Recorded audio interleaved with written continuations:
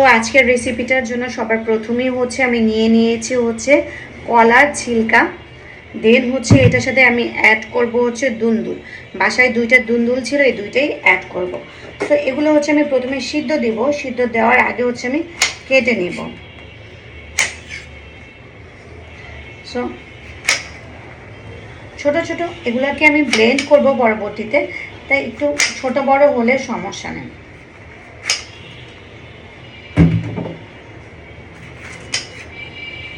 যারা হচ্ছে রেগুলার হচ্ছে তোমরা আমার এই ভিডিওস দেখো, তারা তো জানো যে আমি প্রচণ্ড প্রচণ্ড ভর্তা খেতে পছন্দ করি। সো এটাও কিন্তু এক ধরনের ভর্তা। তো তোমরা হচ্ছে, বুঝলাম না, নাইফটা ধারটা হয়ে গেছে। সো তোমরা হচ্ছে বাসায় হচ্ছে এই ভর্তাটা ট্রাই করে দেখতে পারো, ট্রাস্ট মি, এটা খুবই খেতে মজা।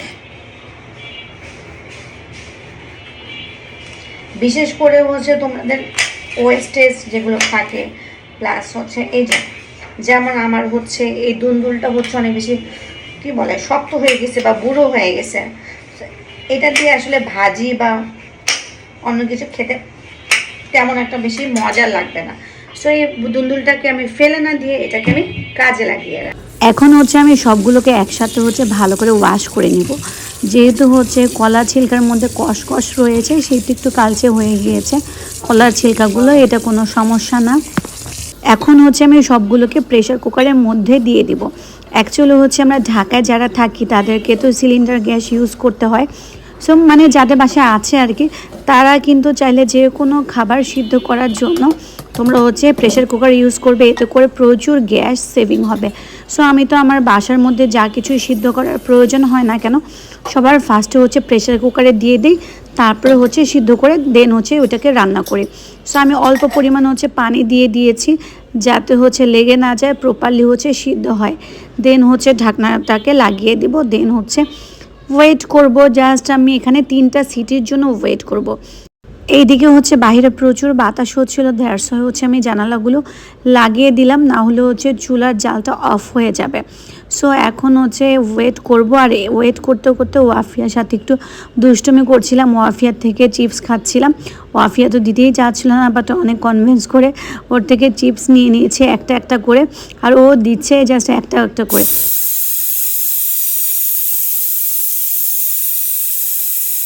সিদ্ধ হয়ে যাওয়ার পর আমি হচ্ছে এগুলোকে ব্লেন্ডার করে নিয়েছিলাম। এখন হচ্ছে প্যানের মধ্যে হচ্ছে পেঁয়াজ দিয়ে দিয়েছি।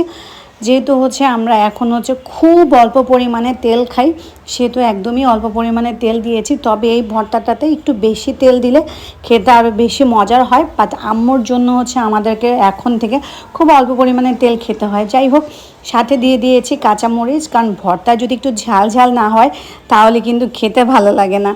তারপরেও পেঁয়াজটা হচ্ছে ভালো করে ব্রাউন কালার হয়ে গেলে দেন হচ্ছে আমি যে ব্লেন্ডার করা রাখা আর ব্যাটারটা ছিল ওইটা হচ্ছে আমি দিয়ে দিয়েছি। এখন আমি দিয়ে দিব হচ্ছে হলুদ, তারপরে দিব হচ্ছে মরিচ, তারপরে হচ্ছে দিব ধনিয়ার গুঁড়ো।